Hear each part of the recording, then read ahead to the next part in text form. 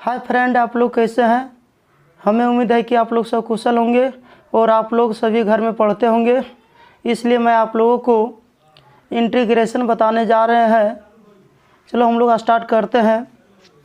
यहाँ देखिए, इंटीग्रेशन का हिंदी होता है समाकलन और इसका परिभाषा है इंटीग्रेशन किसे कहते हैं और हिंदी में कहते हैं समाकलन किसे कहते हैं। इसका ये उत्तर है, यदि कोई छोटा छोटा वस्तु को जोड़कर एक बड़ा वस्तु का निर्माण किए जाते हैं उसे इंटीग्रेशन या समाकलन कहते हैं और इसे बड़ी आई से सूचित किया जाता है। अथवा दूसरा ये परिभाषा दे सकते हैं, अवकलन के व्युत्क्रम उल्टा, इसका पर्यायवाची नाम है, व्युत्क्रम का उल्टा क्या है, पर्यायवाची नाम है, को समाकलन कहते हैं। जैसे दो में हम लोग देखते हैं समाकलन इंटीग्रेशन कितने प्रकार के होते हैं। उत्तर यह मुख्य रूप से दो प्रकार में बांटा गया है। जैसा हम लोग देखते हैं इंटीग्रेशन,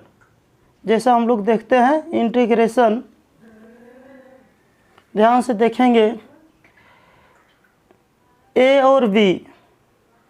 ए में क्या लिखा है, इनडिफिनिट इंटीग्रेशन, इसका हिंदी होता है और निश्चित समाकलन, इसका होता है। बी में डिफिनिट इंटीग्रेशन, इसका हिंदी होता है निश्चित समाकलन। जैसे इंटीग्रेशन दो प्रकार के होते हैं। हम लोग अगर बाय चांस एग्ज़ाम में पूछा जाए इंटीग्रेशन दो प्रकार में, जैसे इनडिफिनिट इंटीग्रेशन और डिफिनिट इंटीग्रेशन, ये दोनों में हम लोग कैसे पहचान करेंगे, चलें उसके बारे में हम लोग जानते हैं। जैसे ये दोनों को आई से ही ये दोनों को आई से डिनोट किया जाता है। जैसे कि इसमें लिखा गया है इंटीग्रेशन का सिंबल है, इसमें भी इंटीग्रेशन का सिंबल है, लेकिन इसमें अंतर ये है, इसका इंटीग्रेशन के ऊपर वाले और नीचे वाले में बोलेंगे अपर लिमिट, नीचे वाले को बोलेंगे लोअर लिमिट। इसलिए अपर लिमिट में ए बी या कोई कांस्टेंट नंबर भी हो सकता है और निश्चित समाकलन में इसमें कुछ नहीं पावर में रहता है। समझ में आ गया। और ध्यान से देखेंगे, पहले इंडिफिनिट इंटीग्रेशन के बारे में एग्जाम्पल क्या है, लेट आई बराबर एक्स है ना। इसमें एक फार्मूला यूज करेंगे, ये वाला देख लीजिए आप लोग। Integration X to the power N D X का होता है एक्स एन प्लस वन बटे N plus one plus C. C एक कांस्टेंट नंबर है, सी का एक वैल्यू बहुत छोटा मान होता है। जैसे आप लोग को दिखाना चाहते हैं कि सी का वैल्यू 0.000 बहुत जीरो होने के बाद कुछ वैल्यू होता है 1, लास्ट में जाके 1 होता है, इसलिए उसको क्या मान लिए सी, क्योंकि ये निश्चित नहीं है इसलिए कि इसको लास्ट में क्या दे दिए सी। और क्या है, निश्चित समाकलन में सी का प्रयोग नहीं किया जाता क्योंकि ये डिफिनिट इंटीग्रेशन है, इसलिए सी का प्रयोग नहीं किया जाता है और इसमें सी का प्रयोग किया जाता है। इसमें आप दोनों का अंतर देख लीजिए। फार्मूला क्या है हम लोग देखेंगे। पहले इसमें पावर कुछ नहीं तो 1 होगा और 1 ऐड कर दिए, उसमें भी नीचे 1 ऐड कर दिए, इतना आ गया और प्लस सी लगा दें क्योंकि ये अनिश्चित समाकलन है और निश्चित समाकलन में क्या लगता है, सी लगता है।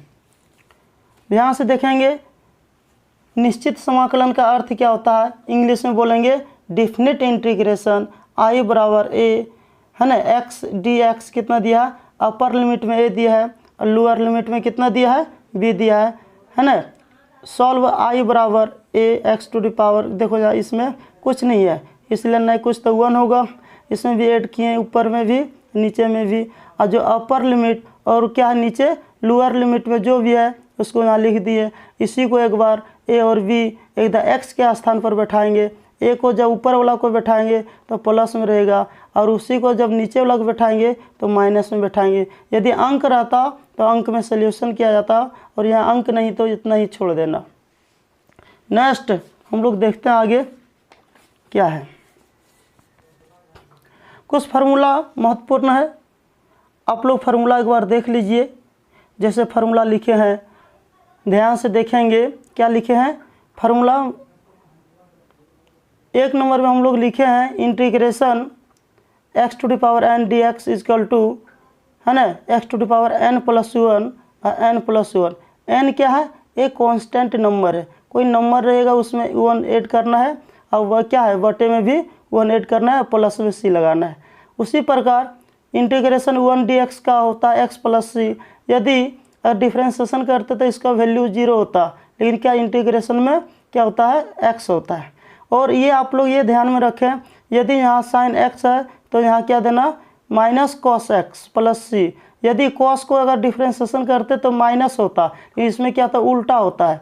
जैसे, और एक बात ये भी ध्यान में रखना है, अगर यहाँ x है तो यहाँ भी x होना चाहिए dx, यदि यहाँ y है तो यहाँ भी dy होना चाहिए, ठीक है। और ये इंटीग्रेशन का और डिफ्रेंशिएशन में दोनों आपस में क्या होता है, उल्टा होता है। इसलिए एक बार फार्मूला अपना देख लीजिए, और देखने के बाद अपना कॉपी कलम ले करके लिख सकते हैं। 20 नंबर तक फार्मूला है, आप लोग उतार लीजिए। Find the flowing integration value of, जैसे दिया गया है क्या, साइन 2x। तो हम लोग ये 2 प्रकार से बनाएंगे, एक लॉन्ग विधि से, एक शॉर्ट विधि से बनाएंगे। तो पहले हम लोग लॉन्ग विधि से भी बना सकते हैं और शॉर्ट विधि से भी बना सकते हैं। तब चलो हम लोग देखते हैं। इसलिए हम लोग देखते हैं, जैसे ए में दिया है, रोमन में एक दिया है क्या, साइन 2a। तो इसको क्या पहले मानेंगे, सॉल्व लेट आई बराबर इंटीग्रेशन साइन 2x। यदि यहाँ इंटीग्रेशन का चिन्ह लगा, यहाँ x के रूप में है तो x ही देना dx। और साइन का फार्मूला आप लोग जानते होंगे, साइन का क्या होता है, माइनस कॉस x, इसलिए साइन का दे दिए कितना, माइनस कॉस x। और x का कोफिशिएंट क्या है, उसको नीचे दे दिए प्लस c। और इसका रीजन अब मैं बताने जा रहा हूँ इसका दूसरा एग्जाम्पल में, क्योंकि 2 क्यों आया नीचे, इसलिए चलो देखते हैं आगे।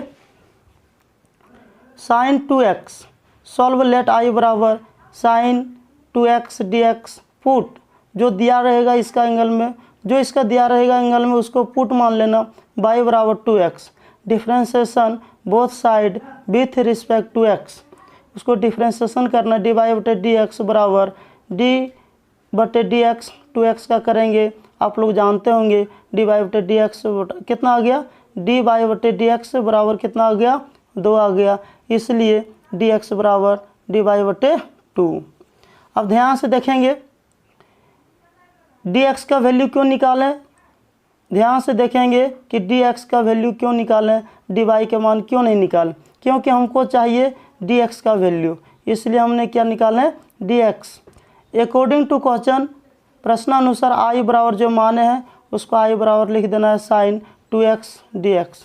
इसलिए यहाँ क्या किए हैं, साइन 2x को क्या किए हमने, ध्यान से देखेंगे, y माने थे, 2x को क्या माने थे, y बैठा दिए 2x के स्थान पर। देखिए जहाँ y बराबर माने 2x, यहाँ y बैठा दिए। और यहाँ क्या dx, तो यहाँ x है, यदि यहाँ dy है तो यहाँ y होना चाहिए, है ना। इसलिए हमने क्या किया, dy बटे 2 बैठा दिए dx का वैल्यू, और 1/2 लिख सकते हैं, इसलिए 1/2 को क्या किया, कांस्टेंट है, बाहर ले लिए, साइन y dy हो गया। होने बाद क्या करेंगे, 1/2 गुना, और साइन के जानते होंगे आप लोग, माइनस कॉस वाई प्लस सी, माइनस को आगे कर दी 1/2 कॉस वाई प्लस सी, ये हो गया हमारा आंसर। क्योंकि ये 2 कैसे आए, डिफ्रेंशिएशन से बनाए, लेकिन हम लोग क्या करेंगे, शॉर्ट विधि से ही बनाने का प्रयास करेंगे, क्योंकि हम लोग जब एग्जाम में बनाएंगे ये फार्मूला तो ये विधि से, लॉन्ग विधि से नहीं बनाएंगे, शॉर्ट विधि से बनाएंगे। आप लोग ध्यान से दोनों विधि सीख लीजिए, अच्छा ही रहेगा। और दूसरा एग्जाम्पल है, ध्यान से देखेंगे आप लोग, दूसरा एग्जाम्पल क्या है, दूसरा ये है कि e to the power 3x, solve let I बराबर मान लेना पहले e to the power 3x dx equal to, आप देखिए 3x, क्योंकि जो e to the power 3x है तो 3x होगा, और जो x का कोफिशिएंट है कितना 3, तो 3 नीचे आ जाएगा प्लस c।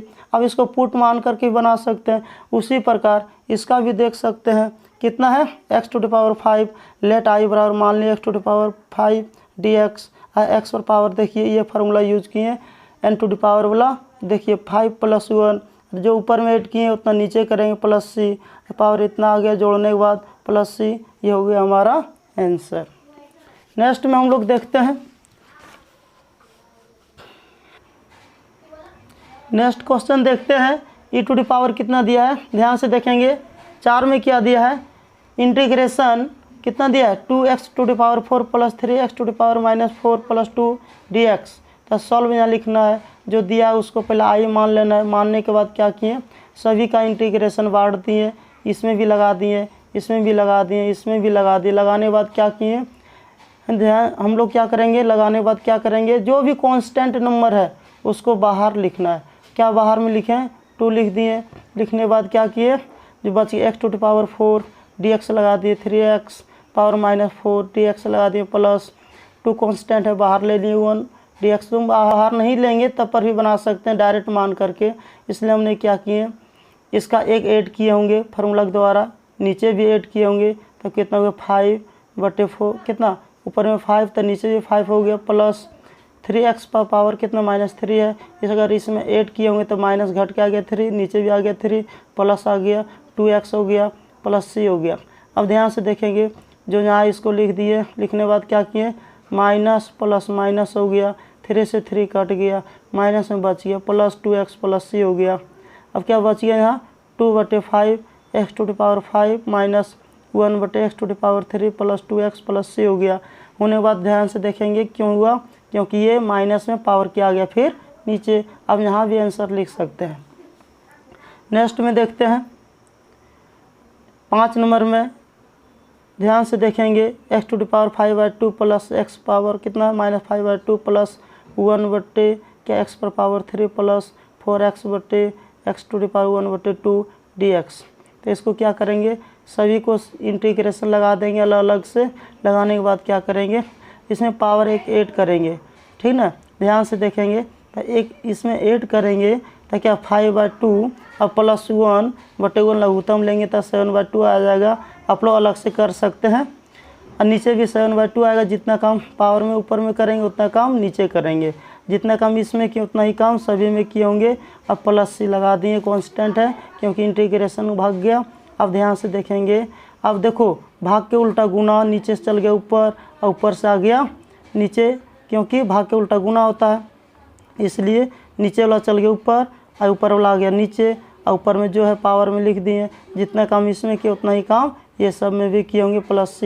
ये हो गया हमारा आंसर। जैसे हम लोग देखेंगे कितना नंबर है, 6 नंबर में हम लोग देखेंगे कि sine ax plus b dx। तो आई बराबर sine ax plus b dx। तो इसका हम लोग शॉर्ट में बनाएंगे, लॉन्ग विधि से इसको पुट मान करके भी बना सकते हैं, लेकिन शॉर्ट में बनाएंगे कि साइन का एंगल ये हो गया, क्योंकि यहाँ थीटा रहता है, थीटा को ही एंगल कहते हैं, इसलिए क्या लिखा यहाँ ax प्लस b dx। इसलिए साइन का तो minus cos ax plus b plus c। और क्या है यहाँ x का कोफिशिएंट क्या है a, उसको बटे में दे देना है। उसके बाद क्या है, इसको सजा के लिख दी 1/a cos ax plus b plus c हो गया आंसर। हम उसी प्रकार हम लोग देखते हैं 7 नंबर का इंटीग्रेशन लगा हुआ है। तो क्या है ax प्लस b का होल स्क्वायर dx। इसलिए सॉल्व आई बराबर क्या दिया गया है, उसको लेट मान लिया, आई बराबर मानने के बाद क्या इसको x पूरा मान लेना है और पावर n। तो हमने क्या किए, इसमें एक पावर ऐड किए होंगे तो हो गया 3, और जितना ऊपर में किया उतना नीचे किए, हर में भी किए। और क्या है x का कोफिशिएंट क्या है a नीचे दे दिए, प्लस c आ गया आंसर। उसी प्रकार ध्यान से देखेंगे, solve sine 2x minus 4e to the power 3x। तो इसको अलग अलग भी बना सकते हैं, अलग अलग कर भी सकते हैं, लेकिन हमने क्या किया डायरेक्ट में किए हैं, minus cos 2x/2 minus 4e to the power 3x/3 plus c। Integration हो गया x² प्लस 4x प्लस 2 और रूट अंडर क्या हो गया x।